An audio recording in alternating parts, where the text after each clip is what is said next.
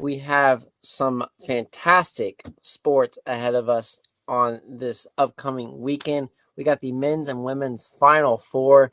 This may be the greatest Final Four in men's college basketball history. All one seeds. That's why they call it Chalk Madness.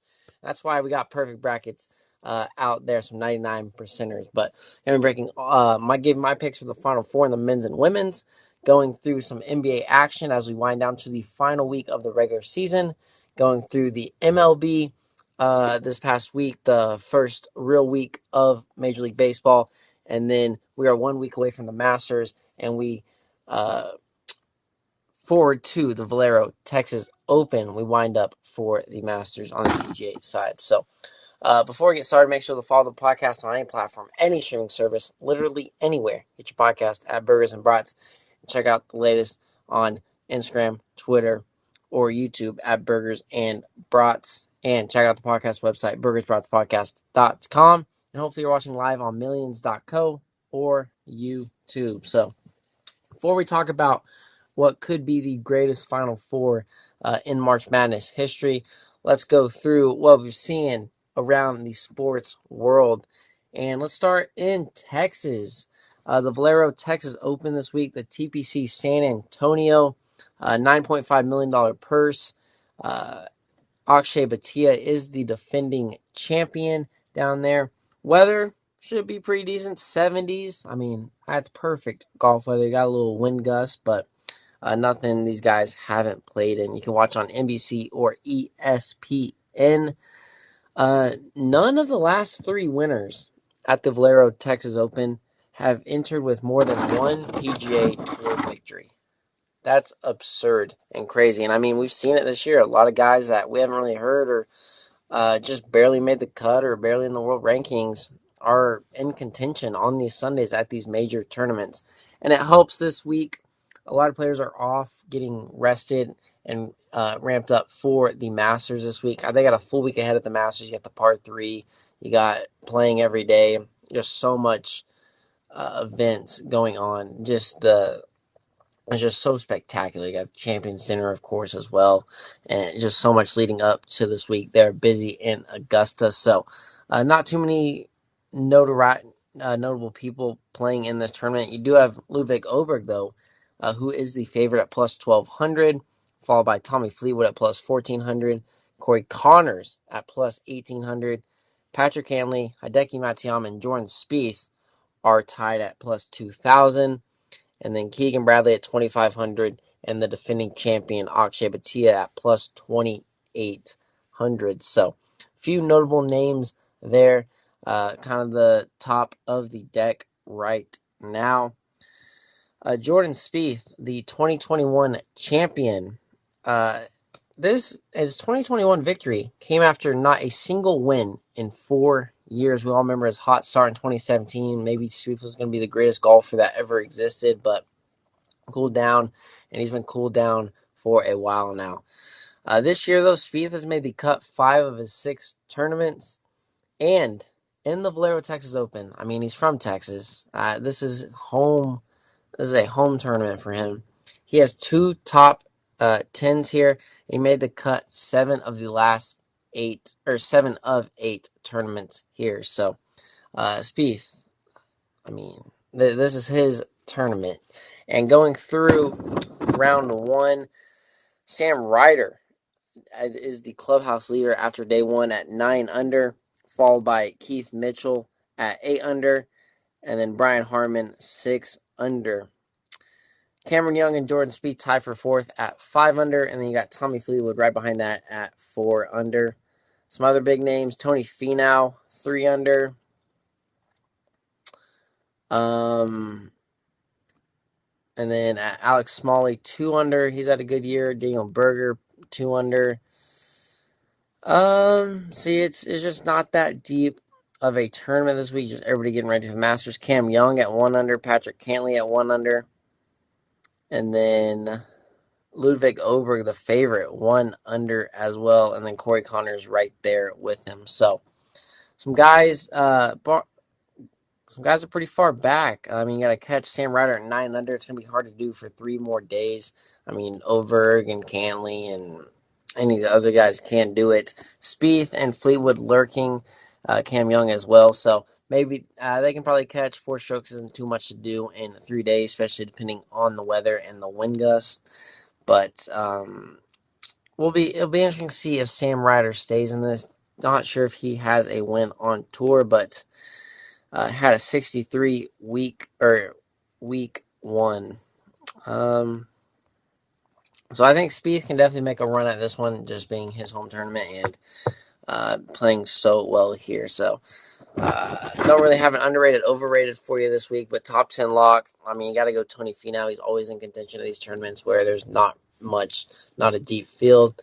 And I think Ludwig Oberg can't really put 4 days together, but I think he steps up and gets a top 10, and then Tommy Fleetwood as well. So that's the Valero Texas Open. A couple days away from the Masters, baby. All right, moving on to the NBA. Nikola Jokic makes his case again for MVP, dropping 61 points the other night. I mean, can we just do co-MVPs or something? SGA and Jokic, I mean, they both deserve it. Right now, I'd still give it to Jokic. I mean, his numbers are the best they've been in his other 3 MVP seasons. And, I mean, he's doing more with less kind of right now.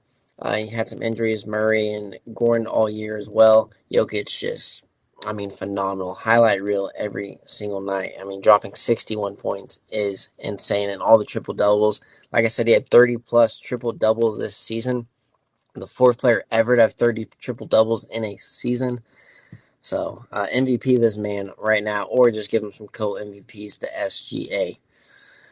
Steph Curry, on the other hand, he's turned back father time. He had 52 points the other night. 12 for 20 from 3-point range. Absolutely incredible as we near the playoffs. Jimmy Butler overshadowed by, I mean, he had 27 points. That's really good as well, but overshadowed by Steph. And then Draymond Green, triple-double. Warriors moving into the 5 seed in the NBA, and they just beat the Lakers, so can be moving up. They're going to still be in that 5 seed, but 1.5 games back of the Nuggets in the 4 seed, Lakers in the 3 seed right now. I mean, it's neck and neck with 3 through 7. So it's going to be interesting to see these final few games coming up. So Warriors, man, it's a team I would not want to face right now, just even with old man Green and old man Steph. I would stay away from them, do everything possible to not have a round 1 matchup with the Golden State Warriors, how they're playing. Joel Embiid, the mess of the 76ers. Embiid is set for knee surgery coming up. He will be reevaluated in 6 weeks, should make a full recovery on this knee surgery. He has played in 19 total games this season, averaging 23 points, 8 rebounds, and 4 assists. This Philadelphia team, man, it is not pretty. They lost 14 of the last 15, and they lost 26 of the last 30 games. If you're a Philly fan, I mean, you had high hopes coming into the year with Tyrese Maxey, Paul George, Joel Embiid. Did not happen. So, stinks to see for the 76ers. And then on the other note, kind of connected to this, Carmelo Anthony elected to the 2025 NBA Hall of Fame. I mean, I got to agree with that. I think Carmelo is one of the best of all time. Great player. Definitely deserves a Hall of Fame nod and put that on his resume. Not an NBA champ, but definitely deserves to be in the Hall of Fame. So since 2014, when Embiid was drafted into the league, Melo has played in 470 games in that decade span. Embiid has played in 452 games. The kicker, Carmelo Anthony has been retired for 3 years. This man, Joel Embiid, street clothes Embiid, as you could say. So, crazy stat there. Oklahoma freshman Jeremiah Fears enters the draft. He reclassified as a freshman, just turned 18 years old a few months ago. He's looking to be the number 7 overall prospect, according to ESPN. He had 17 points, 4 rebounds, and 4 assists in 30 minutes per game. Really stepped it up later in the season to get Oklahoma to the tournament. Elsewhere in the NBA, The Cavs still have a 5-game lead over the Celtics. That's their division. Celtics, 2 seed right now, comfortable over the Knicks at 3. It like I keep saying each podcast, it's the Celtics and the Cavs. It's their conference. I see those two teams meeting in the conference championship. Maybe the Knicks can maybe get in there, but I just think it's those two teams. Bucks and Pistons kind of fighting for 5 and 6, so don't really want to be that 6 seed that has to face the Knicks. You'd rather be that 5 seed face the Pacers. So look at seeding a little bit. And then, 7 through 10 separated by 3 games. But may not be that order, but it will be those 4 teams in the play-in: the Magic, Hawks, Heat, and Bulls. So those are your 10 teams in the Eastern Conference. There's no way the Raptors are going to catch up and take a play-in spot. So looks like those will be your 1 through 6, and then your 7 through 10. That is what we are more than likely going to see in the Eastern Conference. So pretty much set in stone there. In the West, a little bit different ball game. We got the Thunder just dominated the West this season. They're 14.5 games up on the 2-seeded Houston Rockets, followed by the Lakers and Nuggets, 2 or 3 games back of that. And then Warriors, Grizzlies, and Timberwolves all tied 5 through 7. It's going to be fun coming these last few weeks. And then Clippers, half a game back of the Wolves of that 7 seed. And then Mavs at the 9 seed, followed by the Kings, Suns, Trailblazers, all 3 games back. So vying for a play-in spot. Could get close. It's close. Could come down to it's definitely going to come down to a game or 2 and half a game. It's going to be exciting watching this Western Conference take shape in the coming days. Expect Timberwolves and Clippers to at least, and Mavs, hold on to a spot. I think the Suns season is pretty much over. Trailblazers trying to make a run, but pretty much see Kings and Suns 1 game back, 1 game difference of that playing game. So it's going to be interesting. Kings, they have the Cavs, Pistons, Nuggets, Clippers, and Suns coming up on their schedule. What a way to end the year. Man, that stinks for the Kings. Suns, on the other hand, they got Celtics, Knicks, Warriors, Thunder, Spurs, and Kings. That is tough. Those 2 teams, that is tough to try and fight for that last spot. Wow. I think the Suns have that 1 game where they face a worse team, but that is not fun. And then have to face OKC, but we'll see if they rest their starters most of the time. So that watch out for that Western Conference there. And the MLB, been pretty fun. The Braves, still the only winless team in baseball, 0-7. They get a shot versus the Miami Marlins Friday night, but man, lose on a walk-off home run to Shohei Ohtani too, to keep the winless streak going. That hurts. And then I just want to talk about the torpedo bats again. Can we stop talking about it now?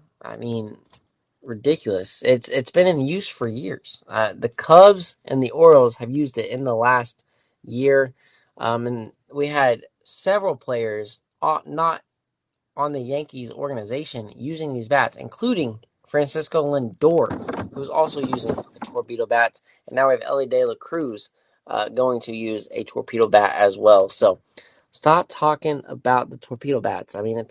It's not illegal, and teams have been using it for a long time. It's just because it's the Yankees, and they got swingers. They got Aaron Judge, who doesn't even use the bats. So, and also, the Yankees dominated the Brewers in that first series.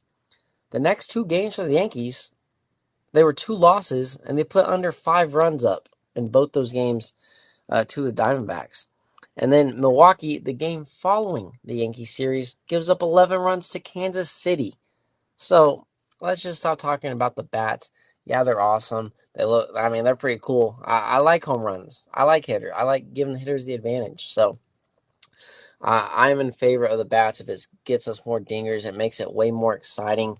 I'm not trying to watch shutout games. So you still got to hit the ball. So, pitchers, throw better balls, throw better strikes. So that's just my stance on that. So that's kind of what's going on in the sports world. Not much else happened this week. Just a little basketball. So let's go on this day in history, sponsored by Hefner Eye Care. Hefner Eye Care, located in Oklahoma City, or check them out on the web at hefnereyecare.com.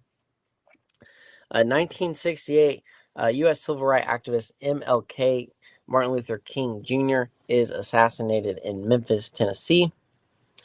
1722, Easter Island is discovered by the Dutch. And then 1984, Kareem Abdul-Jabbar breaks Wilt Chamberlain's all-time scoring record of 31,419 points. Happy birthday, Robert Downey Jr., Gregory Peck, Pharrell Williams, and Maya Angelou.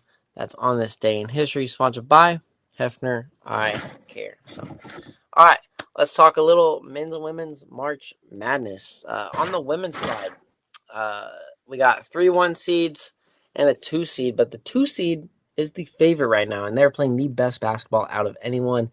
And would we expect anything less than perfect from this UConn women's basketball team? Because they have been to 16 of the past 17 Final Fours. Man, Gene Auriemma, man, greatest. Has to be one of the greatest coaches of all time across any sport. They're the only 2 seed left, and they are the favorites. Not to mention Paige Beckers, absolutely incredible. Did declare for the WNBA draft. Is the unanimous number 1 overall prospect. So look to her go number 1. They did handle number 3 Oklahoma, and they handled number 1 USC in the Sweet 16 and Elite 8. Now, USC did not have Juju Watkins, but still a solid USC team. This UConn team is top 5 in field goal percentage. They are number 1 in points per play per 100 possessions. They are number 1 in 3-point field goals, number 5 in assists per game, and number 3 in the lowest turnover margin per game. And Paige Beckers is playing the best ever basketball a UConn Husky has ever played.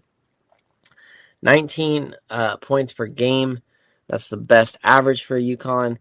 And in the last 3 games combined, she has the most points ever, 105 points. So she is balling out right now.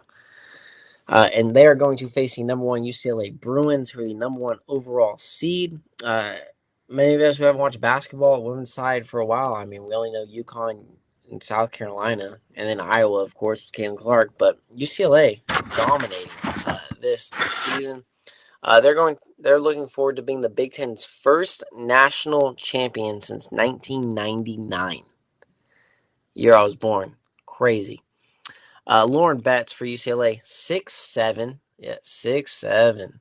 20 points per game, 65% field goal, and she has 3 blocks per game.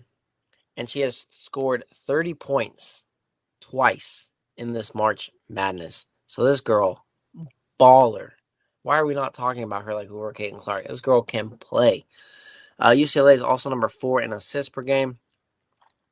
And this team does have the least overall amount of holes in their game, but they do have the least amount of experience, and that hurts in March Madness because not since 2006 has a team won without a coach or player having this March Madness tournament experience, and that was the Maryland Terrapins who won without any coach or player having to go through this. Even South Carolina went through it a few times. LSU, UConn. So, gotta have the experience. UCLA also stinks in the second quarter. Stinks. They average 18 points in the second quarter and turn the ball over on 20% of their second quarter possessions. What the heck? So, weird stuff out of number 1 overall seed. It's going to be a great matchup. UConn versus UCLA Friday nights. 9 p.m. Eastern on ESPN.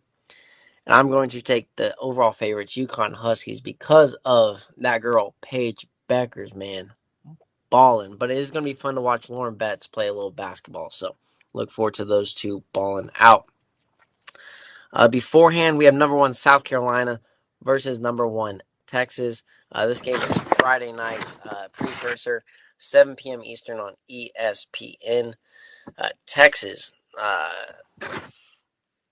they have this defense has been incredible for them.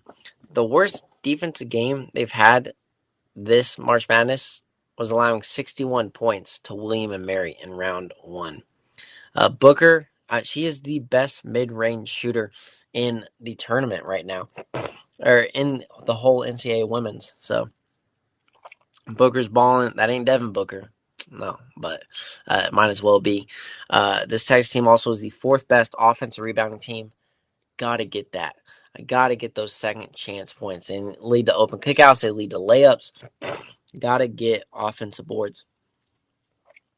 But the major draw with this Texas team, they only score 63 points per game the last 3 games. So look for that, especially versus these fast-paced teams. They're going to have to slow it down because they cannot play fast. This is their 4th meeting with South Carolina. They won 3 of them. So that is good, but their one loss came in the SEC championship game to South Carolina, where they just got flustered in that second half. South Carolina, they have reached the championship game in each of the past 5 years. I mean, domination by Dawn Staley. She has been incredible. This team is so deep. They play 10 players every game. There's not one person they rely on because 7 players have led this team in scoring this year. Domination all across the board. That's what you need. So one person has a bad night, your best player, there is no. They're all really good. So one of your top players bad night does not matter. The rest of the team, the 9 others, will step up and play great ball. So of course, the South Carolina team not as dominant as they have been. They've lost to all 3 of these final 4 teams this year. Yeah, they played all 3 of them, and they've lost to all 3 as well. The past 3 games, though, there hasn't been as much cohesion. It's been they've been playing better teams. Of course, it's March Madness, but still been playing a little lackluster, a little sloppy. Poor shots, poor decisions. Now, they played in the SEC Great Conference. They played March Madness. Really good teams they faced. This team's been to the Final Four so many years now in a row. And they got Dawn Staley, one of the best, and they're just so deep. So, right now, it takes South Carolina until someone shows me that they can beat them. Now, I know they lost to these teams in the regular season, but in March Madness, whole new ball game.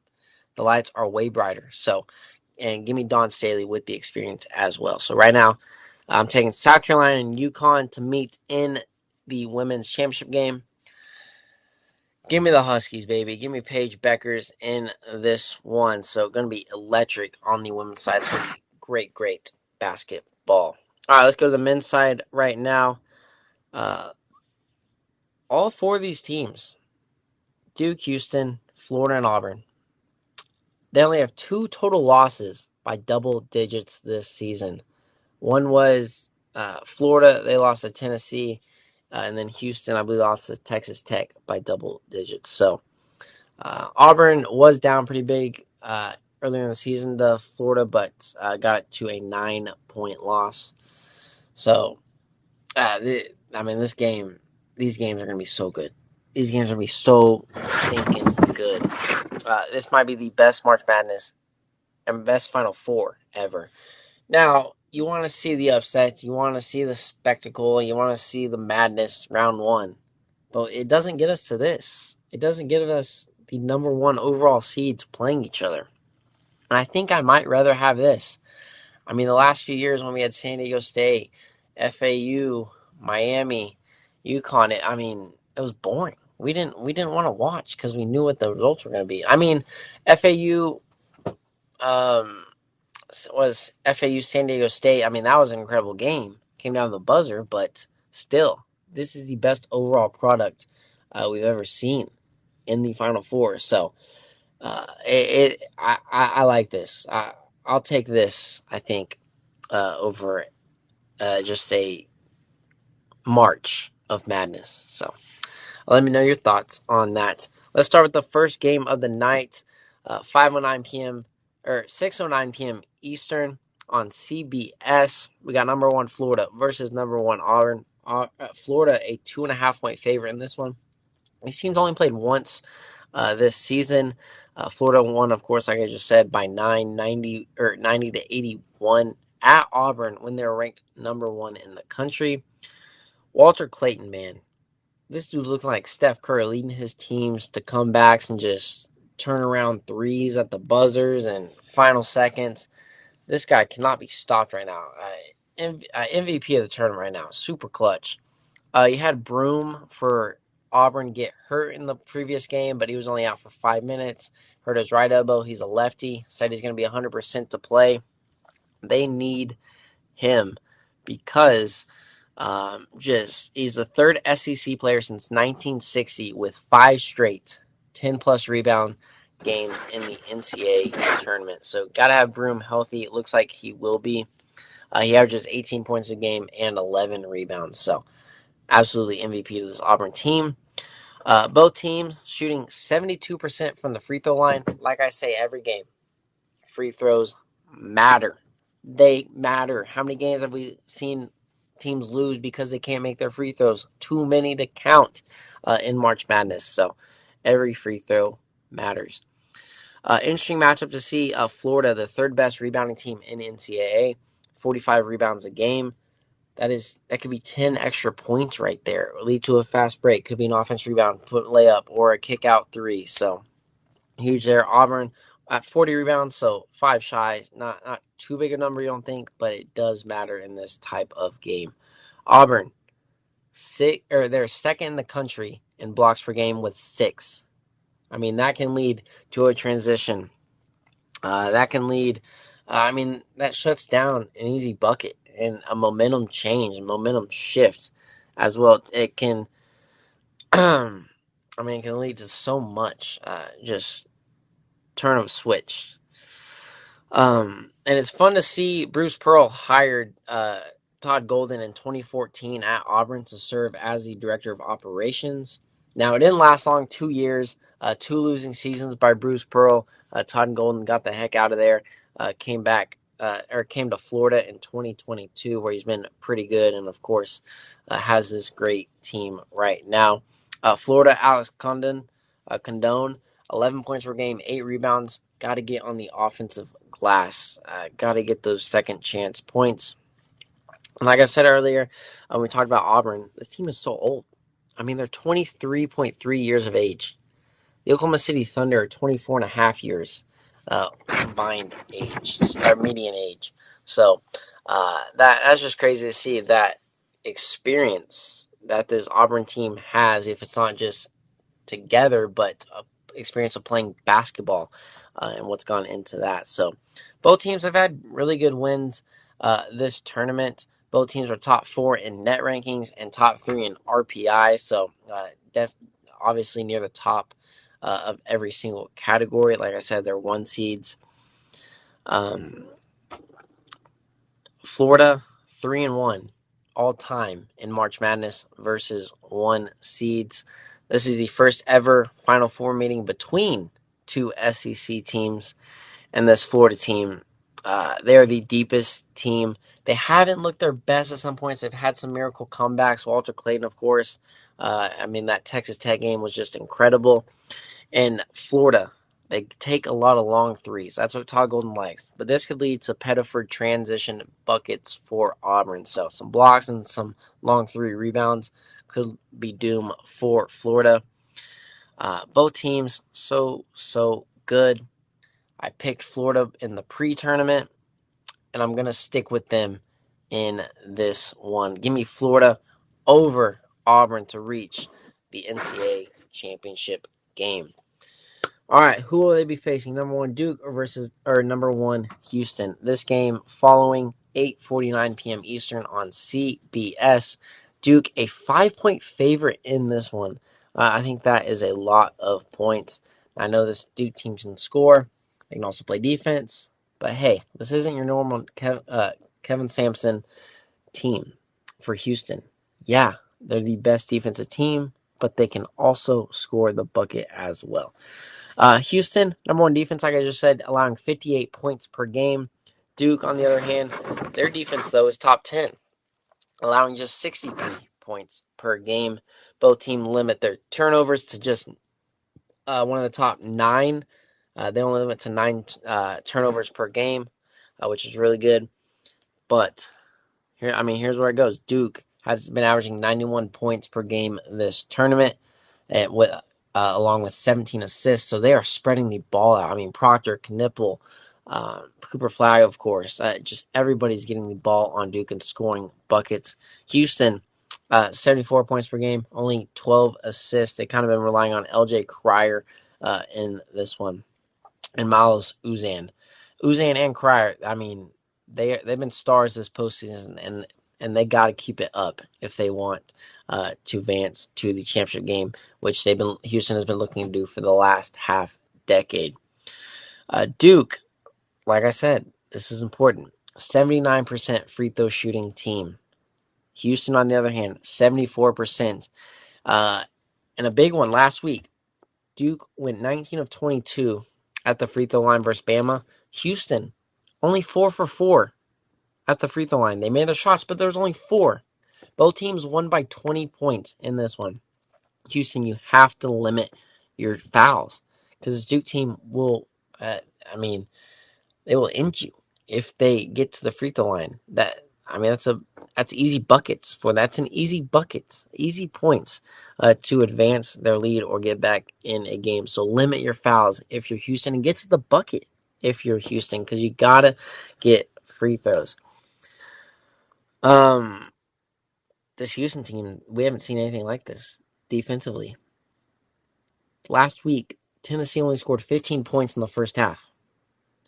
That is the lowest first half total for an Elite 8 team since 1979.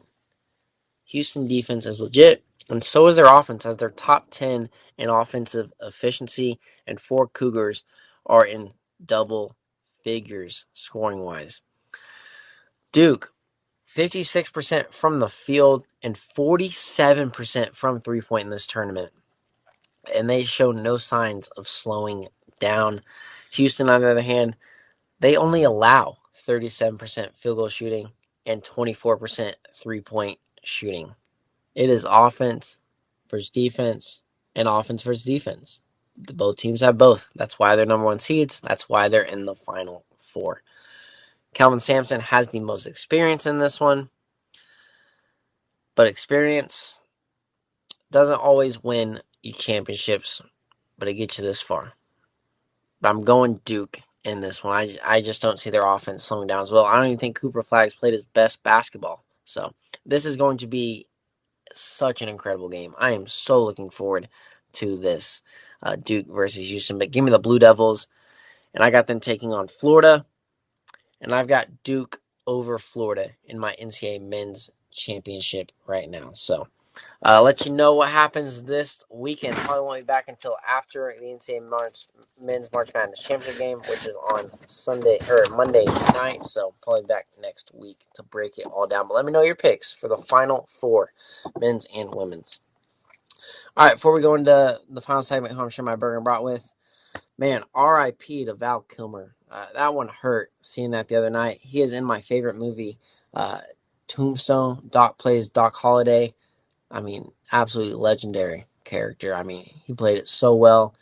Just so many movies and just a great spirit, great human being, super kind. You've been on Twitter, just looking at how impactful, how generous and fun and just happy this man Val Kilmer was. So Tombstone, Top Gun, Heat, just some to name a few. So incredible actor and incredible human being. One of my favorite actors, persons of all time. So rest in peace, Val Kilmer, gone way too soon.